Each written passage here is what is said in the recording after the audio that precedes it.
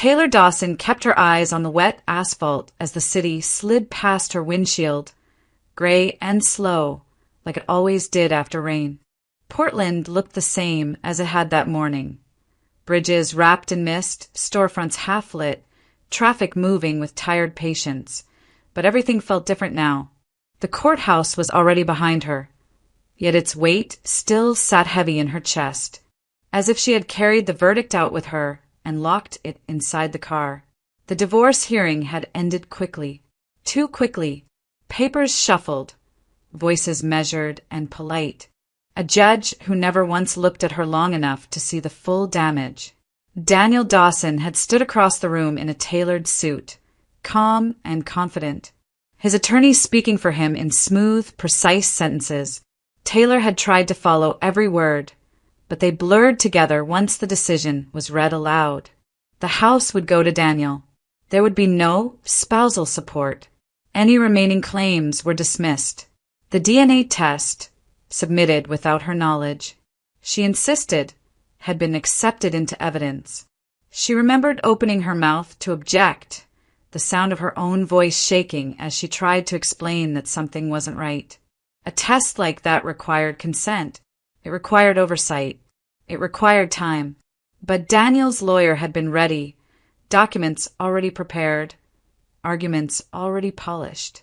By the time the judge called for order, the outcome had already settled into place. The gavel came down once, final and unremarkable, and with it went the last pieces of the life she had built. Now she drove. That was what she did. She drove because the car payment still had to be made, because rent did not wait for grief, because Lily needed dinner whether the world felt fair or not. In the back seat, Lily slept in her car seat, her small chest rising and falling in a steady rhythm. A strand of hair had fallen across her forehead, and Taylor reached back at a red light to brush it aside, careful not to wake her. The car was old, older than she liked to admit, and it rattled slightly when the engine idled, but it was clean and it ran, and for now it was enough. They shared meals whenever they could. Leftovers stretched across days. Groceries were chosen with care, every price checked twice. Childcare had become a luxury Taylor no longer had access to. Babysitters cost more per hour than she earned on slow nights, and the few friends who might have helped worked their own long shifts. So Lily rode with her when she had to, tucked safely in the back, learning the city by streetlight and skyline. Taylor's phone buzzed with a notification from the rideshare app. Another request. She didn't accept it right away. She let the phone sit on the dashboard while she breathed, counted to 5, then 10. Anger never came. It would have been easier if it had. Instead, there was only exhaustion, a deep, bone-heavy fatigue that settled behind her eyes and pressed down on her shoulders. She had loved Daniel once, or at least she had believed she did. He had been charming, driven, always talking about the future as if it were something he could plan down to the smallest detail. Somewhere along the way, that future had stopped including her.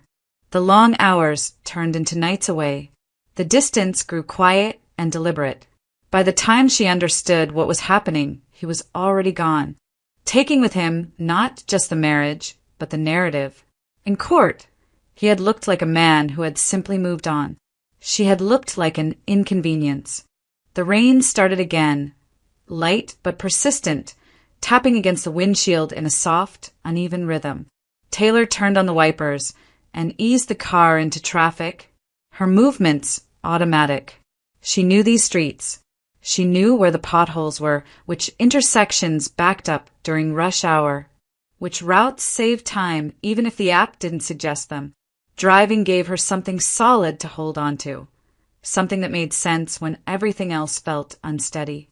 At another stoplight, she glanced at Lily in the rearview mirror. Her daughter shifted slightly, but didn't wake. One hand curled into the fabric of her jacket. Taylor felt the familiar pull in her chest, sharp and protective. Whatever had been taken from her that day, this was still hers. This small, sleeping life. This responsibility, this reason to keep going. The light turned green.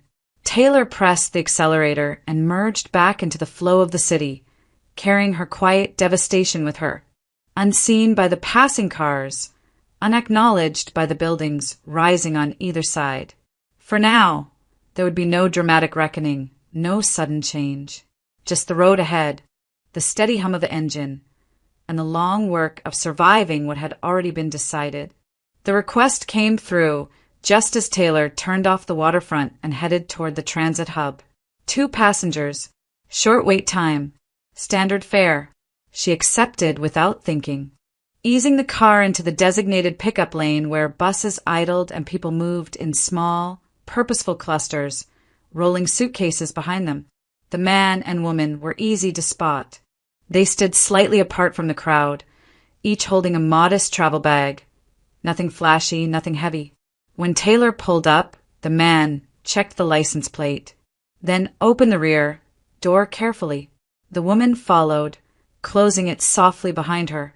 No slamming, no hurried movements. It was a small thing, but Taylor noticed. They paused when they saw Lily asleep in the back seat. "Oh, sorry," the woman said quietly, her voice already lowered. "We didn't realize." "It's fine," Taylor replied, keeping her tone neutral. "She'll sleep through it." The man nodded, offering a brief, polite smile, and they both settled in.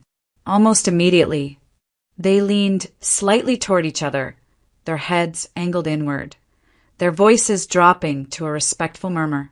It was the kind of instinct Taylor had come to appreciate, people who understood that this car, for now, was more than just transportation. She pulled away from the curb and merged into traffic, eyes forward, hands steady on the wheel. She didn't ask the usual questions. She didn't comment on the weather or the traffic or the delay near the station. Some riders wanted conversation.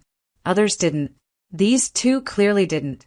Outside, the city unfolded in familiar layers. Concrete overpasses streaked with rain. Brick buildings softened by ivy. Coffee shops glowing warm behind fogged windows. The kind of scenery that blended together when you'd driven it often enough. Taylor let it pass without really seeing it. Her focus narrowed to the road ahead and the quiet rhythm of the car. The passengers spoke softly behind her, just enough that she could register the cadence of their voices without catching the words. She didn't try to listen.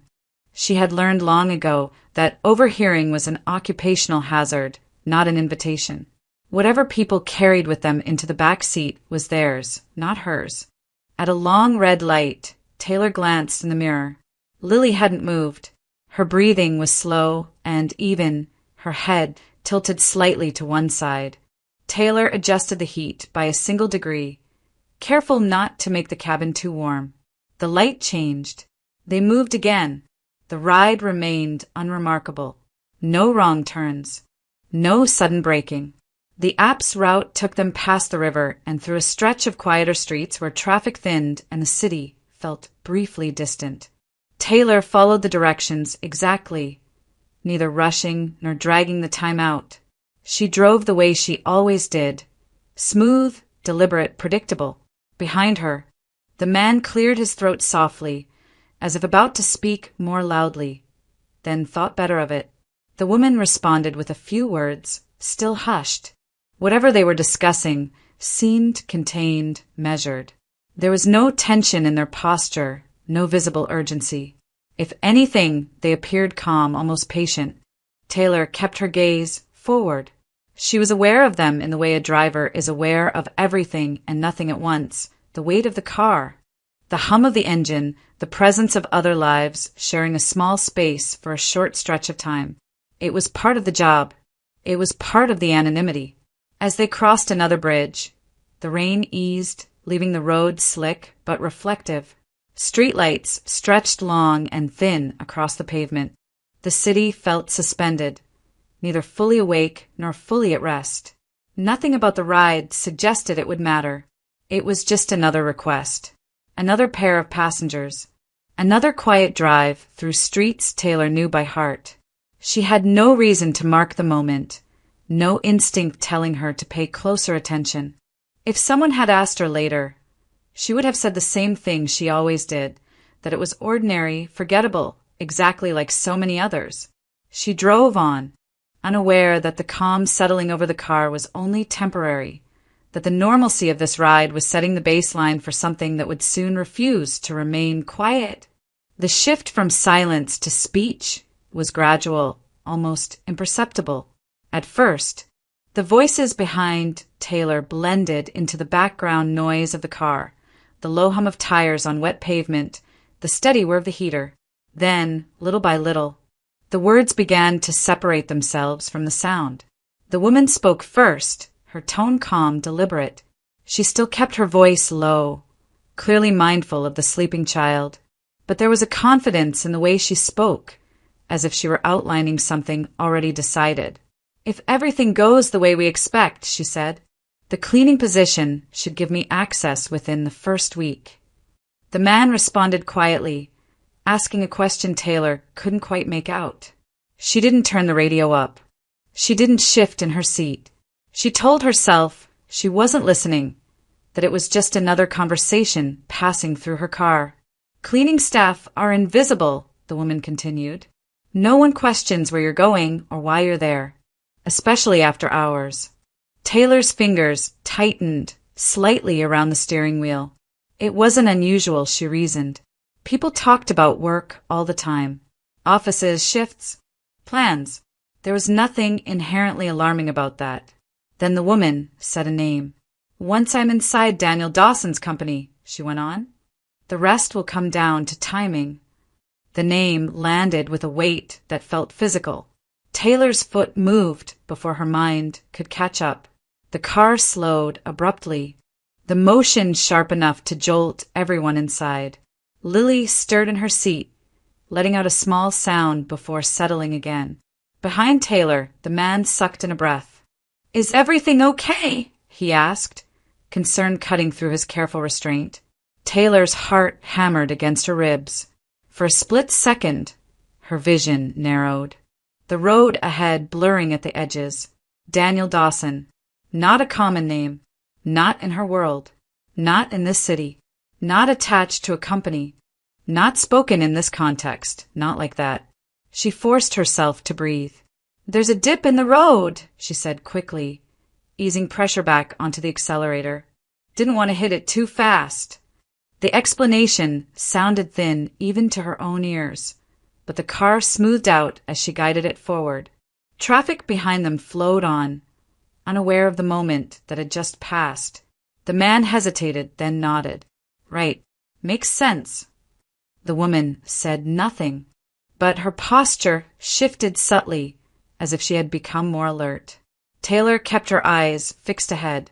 She could feel the heat rising in her face, the familiar rush of panic she had learned to control over the years. Her mind replayed the name again and again, testing it, trying to dismiss it. There were other Daniel Dawsons. There had to be. It couldn't possibly be, but the context was wrong. The company, the access, the planning, the quiet certainty in the woman's voice. This wasn't coincidence. Behind her, the conversation resumed, even softer now. Taylor caught fragments, references to schedules, to observation, to patience. The woman spoke like someone used to thinking several steps ahead. The man listened more than he talked, offering short replies, questions that sounded practical rather than emotional. Taylor's thoughts spun. If they were talking about her Daniel, about her ex-husband, then this wasn't idle talk.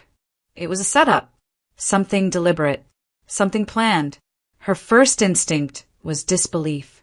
The idea that she could be sitting in the front seat of her own car, unknowingly transporting people who were discussing her past life, her former marriage, her personal ruin.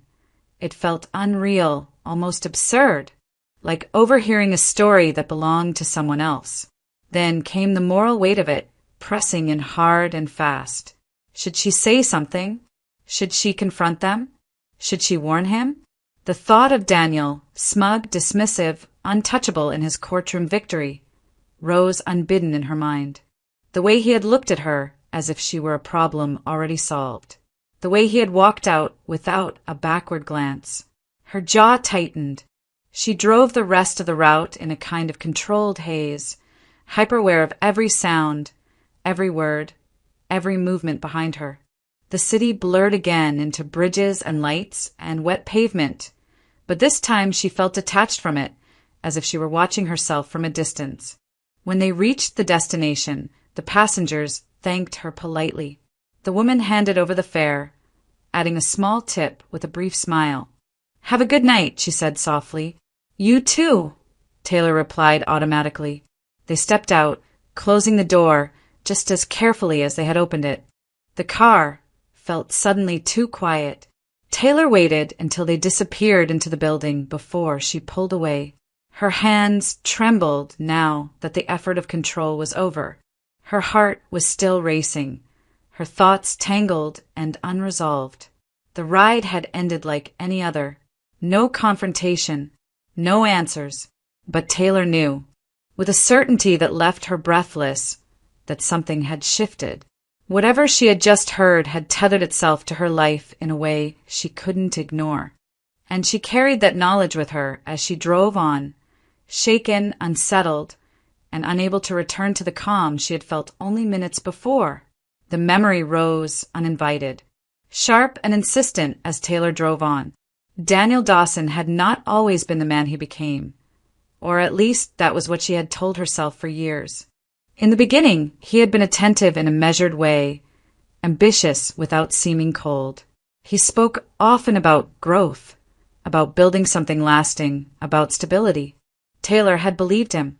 She had believed that the long hours and the constant pressure were temporary sacrifices, the price of a future they were creating together. Over time, though, the space between them widened. Daniel's conversations turned transactional. Affection became scheduled, brief, easily postponed. He was always somewhere else, always preparing for the next meeting, the next deal, the next opportunity that required him to be unavailable. Taylor learned to eat dinner alone, to fall asleep to the sound of a quiet house, to explain his absence away to friends and family without really knowing why she felt the need to defend him. The infidelity did not arrive as a dramatic revelation. It came in fragments, late-night messages he forgot to delete, sudden trips that didn't line up, a change in the way he looked at her, as if she were already a thing of the past. When she finally confronted him, he didn't deny it. He simply framed it as inevitability, as something that happened when people grew in different directions. He spoke calmly, almost kindly, as if explaining an unfortunate but logical outcome. The divorce followed swiftly. Daniel moved with practiced efficiency, assembling a legal team that treated the dissolution of their marriage like a corporate restructuring. Taylor entered the courtroom believing that, at the very least, the truth would matter. She believed the law would recognize the years she had invested, the support she had given, the life they had built together. She was wrong. The DNA test was introduced without warning. Taylor remembered the moment clearly, the quiet rustle of paper, the way the room seemed to tilt as she tried to process what was being presented. She hadn't agreed to it. She hadn't even known it existed. She spoke up, her voice tight but controlled, insisting that there had been no consent, no proper procedure. Daniel's attorney countered smoothly, citing documents, signatures, technicalities. The judge listened, expression unreadable, then asked a few brief questions that Taylor didn't know how to answer. The legal language moved faster than she could follow. By the time the judge ruled the evidence admissible, the damage was already done. Daniel did not look at her. He sat with his hands folded, composed, as if the proceedings were a formality rather than a dismantling of someone's life. When the decision was announced, no spousal support, no shared assets beyond what had already been conceded. Taylor felt the weight of the room pressing down on her. The house, the one they had bought together, was awarded to Daniel outright. That house had never been just his. Taylor's family had helped with the down payment, pooling savings meant for something celebratory, something hopeful. They had trusted Daniel. They had trusted that the investment was in a shared future. Now, with a few clipped sentences and a gavel strike, it was gone. The humiliation came next.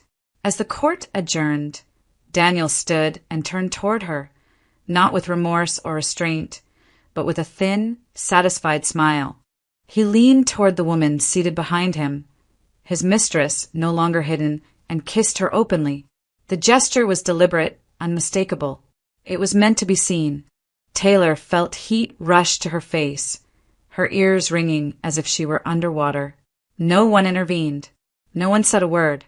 To the court, it was irrelevant. To Daniel, it was victory. Outside, the city continued as usual. People walked past the courthouse steps without a glance, unaware that a life had just been reduced to paperwork and procedure. Taylor stood there for a moment, stunned, clutching a folder that now held nothing of value. She felt exposed, stripped not only of assets but of dignity, reduced to someone who had lost and had no leverage left to argue otherwise. Daniel had used every advantage available to him: money, influence, legal maneuvering, and he had done so without hesitation. The system had not failed accidentally. It had functioned exactly as it was designed to, favoring the prepared, the resourced, the ruthless. As Taylor merged back into traffic, the memory settled into place, heavy and unyielding. This was the man whose name she had just heard spoken in the back of her car. This was the context she carried with her now, the full measure of what Daniel Dawson was capable of. Her internal conflict no longer came from uncertainty about him. It came from the knowledge that whatever was being planned, whatever was unfolding beyond her sight, involved someone who had already proven he would destroy anything that stood in his way. And she had already paid the price for underestimating him once. Rachel Moore listened without interrupting, her hands wrapped around a chipped ceramic mug as steam rose between them. They sat at Rachel's small kitchen table, the kind that had seen too many late-night conversations and not enough sleep. Lily was in the other room, occupied with an old coloring book and a set of dull crayons Rachel kept for occasions like this. The apartment smelled faintly of coffee and rain-soaked jackets. When Taylor finished speaking, there was a brief silence. "You don't owe him anything," Rachel said finally. Her voice was calm but firm. Not a warning, not a heads-up, not even a second thought. Taylor stared down at the table, tracing a faint scratch in the wood with her fingertip. "I know," she said. "That's not what this is about." Rachel leaned back in her chair, studying her. "Then what is it about?" Taylor hesitated. She replayed the ride in her mind, the lowered voices, the careful planning, the certainty with which Daniel's name had been spoken. "What if it's not just about him losing money?" she said. "What if it's something worse?" Rachel scoffed softly. "Daniel has spent years ruining people legally. That's his whole skill set. If someone finally beats him at his own game, that's not your responsibility. But what if it crosses a line?" Taylor pressed. "What if someone gets hurt? What if they're planning something criminal?" Rachel shook her head. "You're assuming the worst about people you don't even know. And even if it is criminal, why should you be the one to protect him? He didn't protect you." The words landed exactly where they were meant to. Taylor flinched, not because they were cruel, but because they were true. She had spent months absorbing the fallout of Daniel's choices, sleeping on borrowed furniture, calculating grocery totals to the dollar, explaining to her daughter why they couldn't go back to the house with the big windows and the backyard. Daniel had never paused to consider the consequences of his actions. He had never worried about her conscience. "I just keep thinking about silence," Taylor said quietly. "About what it means." Rachel frowned. "It means survival. It means letting karma do its job. Or it means looking the other way," Taylor replied. "And I don't know if I can do that." She stood and moved to the window, watching rain streak down the glass in thin, uneven lines. Cars passed below, headlights smeared into reflections. Portland felt distant from up here, insulated and detached. "If something happens," Taylor went on, And I knew something beforehand. If I heard it and said nothing, how is that different from helping it happen? Rachel joined her at the window. Because you're not the one planning it, she said. You're not involved. You overheard something. That's it. Taylor nodded slowly, but the unease didn't lift. I keep thinking about Lily, she said. About what I'd want her to do someday. If she knew something was wrong. Rachel exhaled, frustration flickering across her face. You're not her moral textbook, she said. You're her mother. You need to protect yourself. And what if protecting myself means becoming someone I don't recognize? Taylor asked. They stood there for a long moment, neither speaking. Rachel knew Taylor well enough to see the decision forming, even before Taylor said it out loud. You're going to tell him, Rachel said. Taylor closed her eyes briefly. I think I have to. Rachel turned to face her fully now. Why? Not because he deserves it, Taylor said. He doesn't. And not because I want to help him. I don't. She paused, choosing her words carefully. But because I don't want whatever happens next on my conscience. I won't be able to live with that. Rachel searched her face, then shook her head in disbelief. You're too honest for your own good, she muttered. Maybe, Taylor agreed, but it's the only way I know how to be. Rachel reached out and squeezed her arm. Then do it, she said reluctantly. Say your piece. But once you do, it's done. You walk away. Taylor nodded. The decision settled into place with a strange sense of calm. She didn't feel righteous. She didn't feel relieved. She felt resolved. Later, as she buckled Lily into her car seat and pulled away from the curb, Taylor glanced at her phone resting in the console. Daniel's number was still there. She hadn't deleted it, though she'd considered it many times. She took a breath, steady and deliberate. This wasn't about him. It was about who she would be afterward. And that, more than anything Daniel had ever taken from her, still mattered. Taylor waited until Lily was asleep before making the call. The apartment was quiet, the kind of fragile quiet that came only after a long day finally gave up. Taylor sat at the small kitchen table with her phone in her hand, staring at Daniel's name on the screen. She hadn't spoken to him directly since the hearing. Every practical exchange had gone through lawyers. This call felt like crossing a line she had sworn she wouldn't approach again. She pressed the button before she could change her mind. It rang twice. What is it now? Daniel's voice came through sharp and irritated, as if she had interrupted something important. If this is about money, don't bother. The court was very clear. That's not why I'm calling, Taylor said. She kept her tone even, controlled. I need you to listen.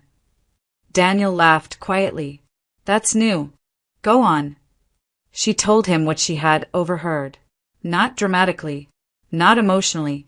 She explained it the way she would explain a traffic hazard or a mechanical issue, facts first, impressions second, a man and a woman, a conversation, a plan to enter his company through a cleaning position. His name spoken clearly, intentional, deliberate. There was a pause on the other end of the line, just long enough for her to wonder if, for once, she had managed to surprise him. Then he laughed. Is that it? He said. You called me for that? I'm serious, Daniel, Taylor replied.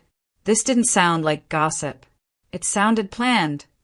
Oh, I'm sure it did, he said, amusement thick in his voice. You've always had a talent for spinning things into something bigger than they are. This isn't about us, she said.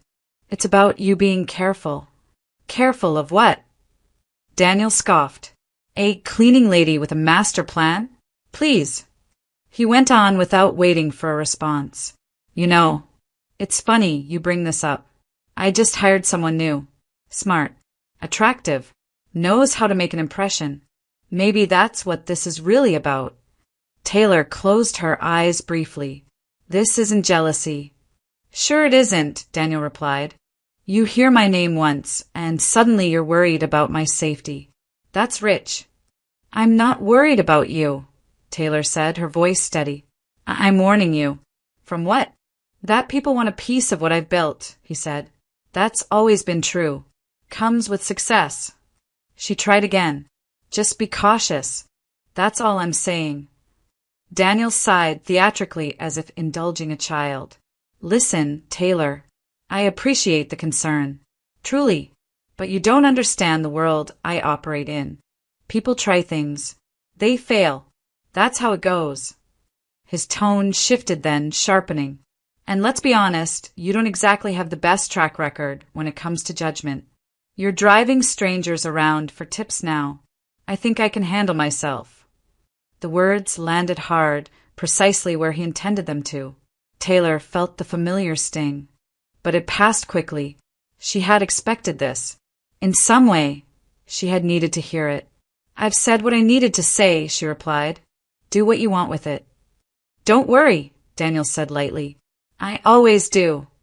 There was a click as he ended the call. Taylor lowered the phone slowly and set it on the table. Her hand was steady. Her breathing was even. Whatever reaction she had anticipated, anger, regret, relief, didn't come. Instead, there was a strange emptiness, followed by something close to acceptance. She stood and walked to the window, looking out at the darkened street below. The rain had started again, tapping softly against the glass. Somewhere behind her, Lily shifted in her sleep. Taylor rested her forehead briefly against the cool pain. She had warned him, not because he deserved it, not because she believed it would change anything, but because she could not say later that she had known and done nothing. As she turned away from the window and moved quietly down the hall, Taylor understood something with clarity she hadn't had before. Whatever happened next, whatever consequences Daniel faced, were no longer hers to carry. She had done all she ethically could, and that at least would have to be enough. Taylor saw him 3 days later. She was slowing near the curb on a side street not far from the river, easing her car into traffic after dropping off a passenger, when a familiar shape caught her attention. A man stood near a bus shelter, shoulders hunched against the damp air, his clothes layered and worn. A knit cap pulled low over his brow. At first, she would have driven past him like she had driven past dozens of others. Portland had its share of people living on the margins, and she had learned not to stare. Then he lifted his head. Their eyes met for a fraction of a second, and something in his expression shifted. Not surprise, recognition. Taylor's foot hovered over the brake. She pulled over a few yards ahead, heart beating faster than it should have for such a small moment. She told herself she was mistaken, that grief and exhaustion were making patterns where there were none. The man approached slowly, hands visible, movements careful. Up close, the disguise was more obvious than it had first appeared. The grime was uneven, the beard too deliberately unkempt. His eyes were alert, focused. Nothing like the dull vacancy she expected. "Miss Dawson," he said quietly, stopping a few steps away. She stared at him. "Do I know you?" He nodded once. "You drove me, a few nights ago, to the hotel." The memory clicked into place with unsettling speed. The lowered voices, the name, the plan. "You were with a woman," Taylor said, "on your way from the transit hub." "That's right," he replied. "My sister." Taylor glanced instinctively toward the back seat, where Lily was buckled in, absorbed in a tablet game with the volume low. She rolled the window down just enough to keep her voice from carrying. "What do you want?" she asked. "To explain," he said, "and to apologize for involving you without your consent." She hesitated, then unlocked the passenger door. He climbed in carefully, closing it behind him. The smell of damp fabric and cold air filled the car, but beneath it was something cleaner, more deliberate. "My name is Noah Vale," he said once they were seated. "The woman you heard, that was Catherine Vale." Taylor tightened her grip on the steering wheel. "You said her name like this was planned." "It was," Noah said, "long before you ever picked us up." He didn't rush. He spoke the way someone did when they had rehearsed the truth many times, waiting for the right moment to say it out loud. Our father ran a mid-sized investment firm, he explained. Not flashy, not reckless. He mentored people, trusted them. One of them was Daniel Dawson. Taylor felt her stomach drop. Daniel was his right hand, Noah continued. Helped manage accounts, had access to everything. When our father died unexpectedly, Daniel stepped in to handle things. By the time Catherine got back from overseas and I finished dealing with probate, there was nothing left. He looked down at his hands. Documents had been altered. Transfers approved that never should have gone through.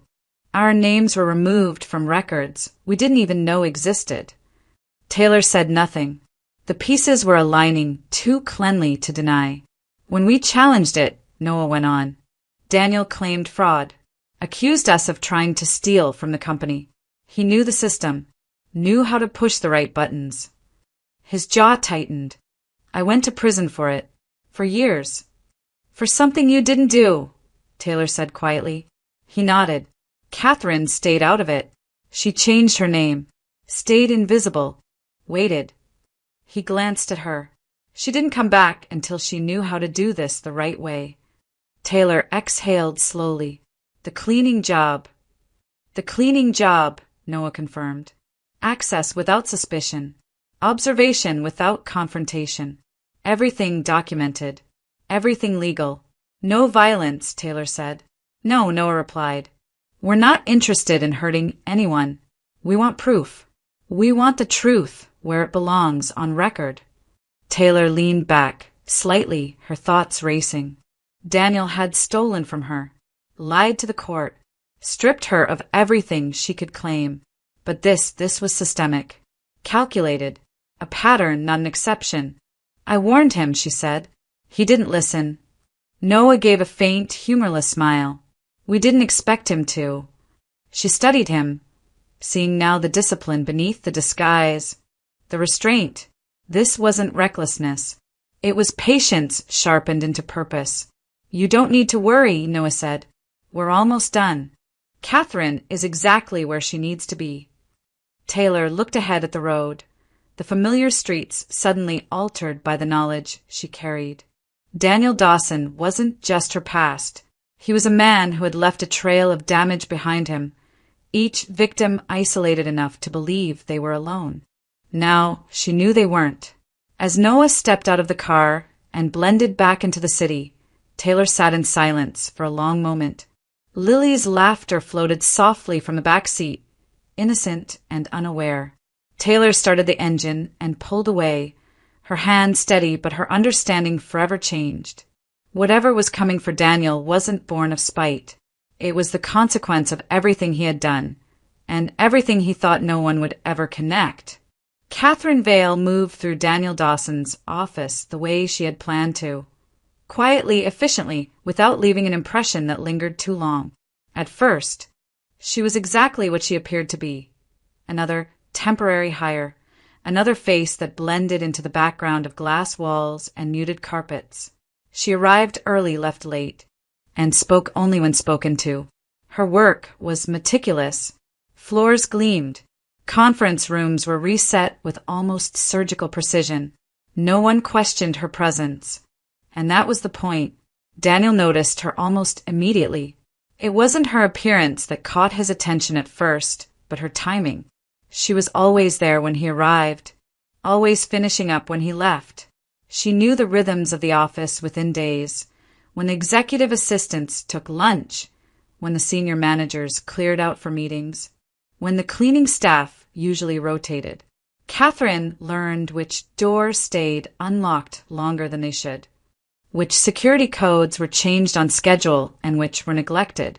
Daniel began staying later. Meetings ran long. His temper shortened. Success had made him careless in ways he didn't recognize. He delegated less, trusted his instincts more, and dismissed concerns that didn't arrive wrapped in numbers and projections. When Catherine spoke to him directly, it was only to confirm instructions or clarify tasks. Her tone was deferential, her posture non-threatening. That was enough. He started asking her questions that had nothing to do with cleaning. Small things at first. Where she had worked before, how long she planned to stay, whether she found the hours manageable. Catherine answered honestly where it cost her nothing and vaguely where it mattered. She never lingered. She never pushed. She let Daniel fill the silence with his own assumptions. While Daniel's focus drifted, Monica Reed's sharpened.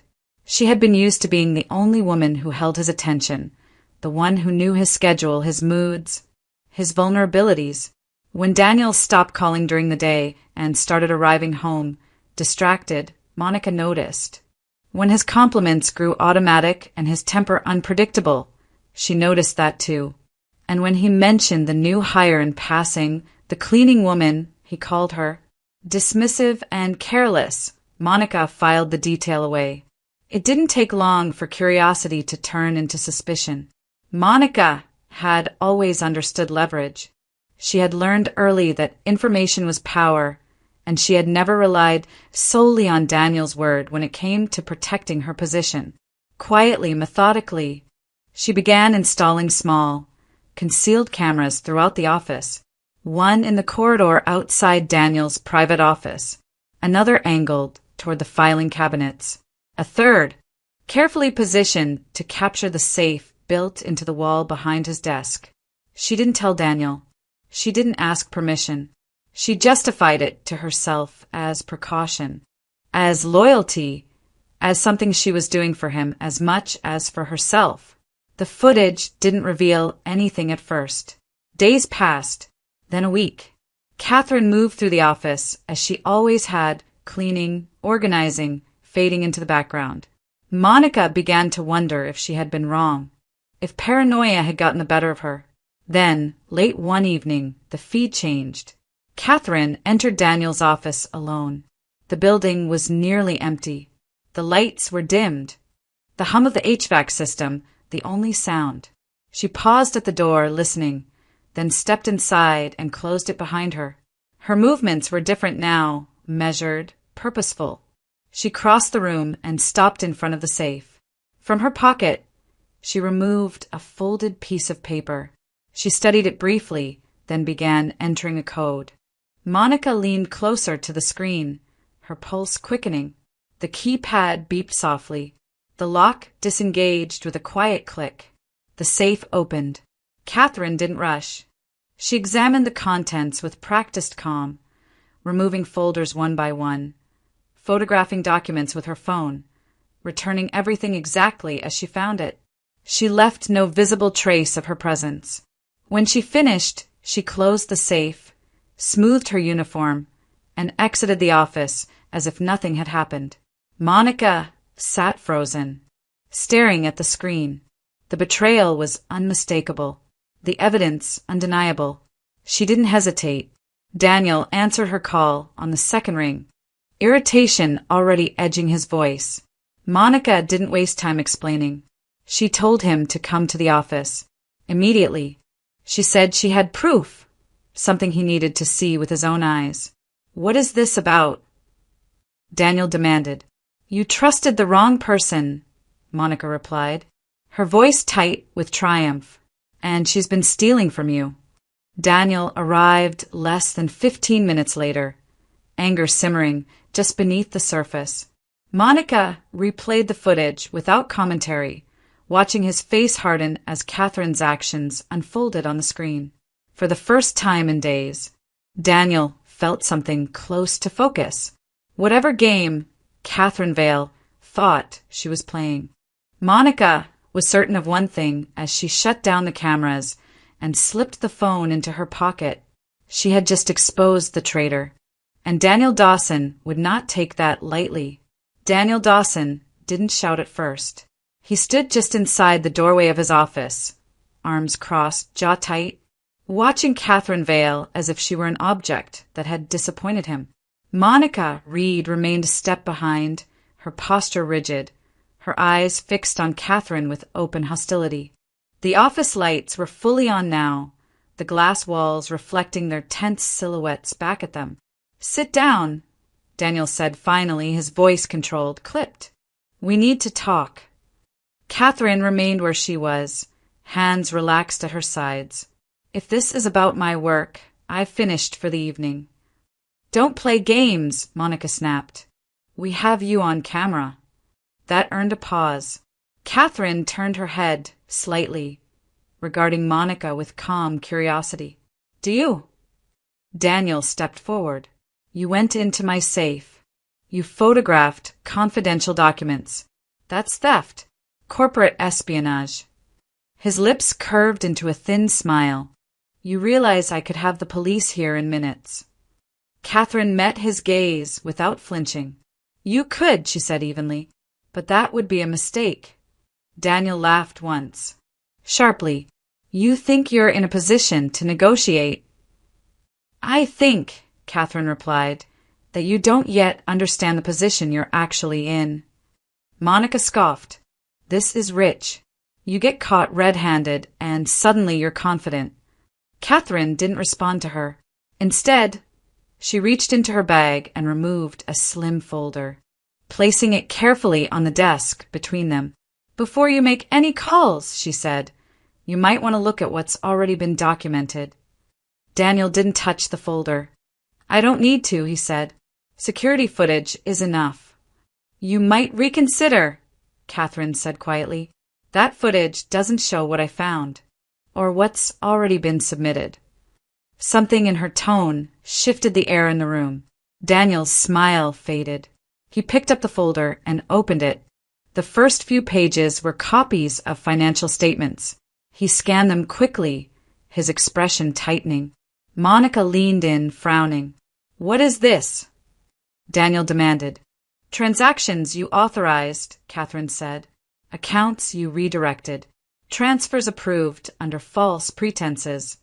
Daniel slammed the folder shut. "That's nonsense." "Is it?" Catherine asked. "Because the originals are already in the hands of people who know exactly what they're looking at." Monica's face drained of color. "Who are you?" she asked. Catherine straightened. "My name is Catherine Vale," she said, "but you wouldn't recognize it. You knew my father, though." Daniel froze. "No," he said slowly. "That's not possible." "My father trusted you," Catherine continued, her voice steady. "You were his right hand, his executor. When he died, you took advantage of that trust. You forged documents. You erased my brother and me from our own inheritance." Daniel shook his head. "You're lying." At that moment, the office door opened again. Noah Vale stepped inside, no longer disguised, his movements calm and deliberate. He closed the door behind him and nodded once to Catherine. "You," Daniel said, recognition dawning too late. "I had you arrested." "And convicted," Noah replied, "based on paperwork you fabricated."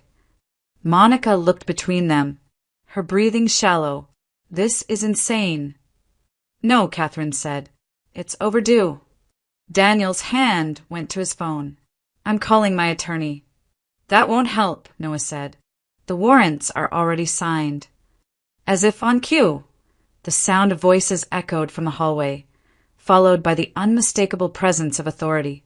2 uniformed officers entered first, then a third in plain clothes who displayed a badge without ceremony.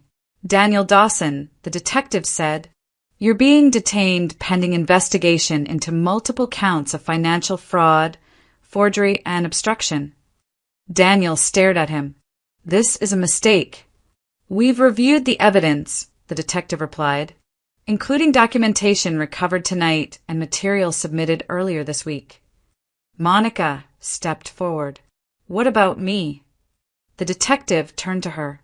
"Monica Reed, you are also being detained for conspiracy and evidence tampering." Her mouth opened, then closed again. "I was protecting him," she said weakly. "By installing illegal surveillance?" the detective asked. "Yes, we noticed." Daniel's composure finally broke. "You think this ends me?" he snapped, looking at Catherine. "I'll fight this." "You already did," Catherine said. "You just didn't know it yet." The officers moved in, placing restraints on Daniel and Monica with practiced efficiency. There was no shouting, no struggle, only the quiet click of cuffs closing around wrists that had once signed away other people's lives with a pen. As they were let out, Daniel looked back at Catherine one last time. There was no triumph in her expression, only resolve. Outside, the city continued its rhythm, indifferent to the collapse happening behind glass walls. By the time the office was empty again, the truth was no longer hidden. It was catalogued, recorded, and irreversible. Justice hadn't arrived loudly, but it had arrived. The news broke on a gray morning, the kind Portland seemed to specialize in. Taylor stood in her kitchen with a mug of coffee cooling between her hands as the television murmured in the background. She hadn't meant to watch. She hadn't planned on it. But when the anchor spoke Daniel Dawson's name, she stopped moving. The report was concise, almost clinical. Daniel had been convicted on multiple counts of financial fraud, forgery, and obstruction. The evidence was described in careful terms. Documents recovered from his office, corroborated records, a pattern of misconduct spanning years. The sentence followed: substantial prison time, asset forfeiture, restitution ordered for those affected. Taylor turned the volume down and leaned against the counter. There was no surge of triumph, no rush of vindication, just a quiet release, as if a tension she hadn't realized she was carrying had finally loosened its grip. In the weeks that followed, the consequences unfolded with the same methodical precision that had undone Daniel's schemes. Legal notices arrived. Phone calls were returned. Meetings were scheduled and kept. Taylor sat across from attorneys who spoke to her with a respect she hadn't felt in a long time, explaining what would happen next, what had already been decided. The house was returned to her. She stood in the entryway the first time she walked back inside alone, keys warm in her palm. The door opening with a familiar creak, she remembered. The rooms smelled faintly of dust and neglect, but they were still hers. The light through the windows fell at the same angle in the late afternoon. Nothing about the structure had changed, yet everything had. There was compensation as well. Not enough to erase the years of strain or restore what had been lost emotionally, but enough to provide stability, enough to breathe. What Taylor learned later, almost by accident, surprised her more than any court ruling. Noah hadn't mentioned it himself. It came from an attorney who spoke casually, as if it were a minor detail. During the investigation, when restitution had been discussed, Noah had insisted Taylor's situation be reviewed separately. He had provided documentation, statements, context. He had made sure her name was included, not as an afterthought, but as someone who had been wronged in a way that mattered. When she confronted him about it, he simply shrugged. It was the right thing to do, he said. Life didn't transform overnight. It steadied. Taylor returned to work for a while, still driving, still following routes she knew by heart. But the pressure was different now. She no longer calculated every expense with dread. She enrolled Lily in after-school care without guilt, watching her daughter run toward a room full of other children instead of climbing into the back seat again. Eventually, Taylor left rideshare driving altogether. The decision felt less like an escape and more like a closing chapter. She found work that kept her days predictable and her evenings free. She reclaimed time, quiet, choice. Noah remained on the edges of her life at first. They spoke occasionally, usually about practical matters, paperwork, loose ends, shared memories of what Daniel had done, examined without bitterness. Over time, the conversations stretched. They talked about ordinary things, food, weather, the small habits that filled a day. There was no rush. No grand declaration. Whatever formed between them did so carefully, built on mutual understanding rather than need. It was restrained, intentional, something neither of them tried to define too quickly. One evening, as Taylor tucked Lily into bed, her daughter looked up at her with the solemn certainty only children possessed. "You're not tired all the time anymore," she said. Taylor smiled softly. "I know." After the light was turned off and the apartment settled into its familiar quiet, Taylor sat by the window and watched the city glow below. Cars moved steadily through intersections. Lives intersected and diverged, unseen and unremarked. She thought back to the moment in her car when she had heard Daniel's name spoken by strangers. How easily she could have dismissed it. How tempting silence had been. How heavy the decision had felt. Justice, she realized, rarely announced itself with drama. It arrived through paperwork and persistence, through people willing to pay attention and refuse to look away. It arrived because someone chose not to stay silent when silence would have been easier. Integrity, she understood now, was not a weakness. It didn't guarantee protection. It didn't promise reward. But it allowed a person to live with themselves afterward. And silence was always a choice, just like speaking up. Taylor rested her hand against the glass, feeling the coolness seep into her skin, grounding her in the present. The past had not been erased. It had been answered. As the night deepened and the city carried on, she felt something settle inside her that she hadn't felt in a long time. Peace. For those listening, what would you have done in Taylor's place? Would you have stayed silent or spoken up knowing the cost either way? Share your thoughts below.